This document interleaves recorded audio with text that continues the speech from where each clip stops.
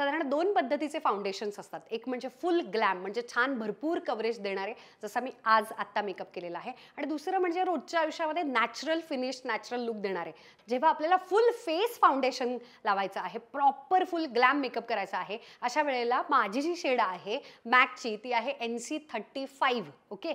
आता मी जेव्हा टॅन होते, सुट्ट्यांवर जाऊन येते, ॲब्सोल्युटली NC40 पर्यंत मी पोहोचते, पण माझी नॉर्मल शेड आहे ती NC35. जे आपण परदेशामध्ये मेकअप ट्युटोरियल्स बघतो की नाही, की मग फक्त अंडर आय सेट केले, बाकी काही सेट नाही केलं, हे चालत नाही. आपल्याकडे भयंकर घाम येतो, खूप उकाडा असतो. म्हणून यासाठीचं बेस्ट फाउंडेशन मला आवडतं ते म्हणजे मेकअप फॉरएव्हरचं HD फाउंडेशन आज जे मी लावलेलं आहे.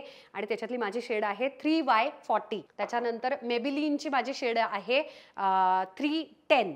ओके. मॅट पोरलेस जे फाउंडेशन आहे त्याची उत्तम बसते, मॅट फिनिश जबरदस्त. भारतासारख्या आपल्या घाम येणाऱ्या ठिकाणी असं फुल कव्हरेज फाउंडेशन लागतं. अजून एक माझ्या आवडीचं फाउंडेशन म्हणजे एस्टे लॉडरचं, ज्याच्यातली माझी शेड आहे 3W टॉनी नावाची.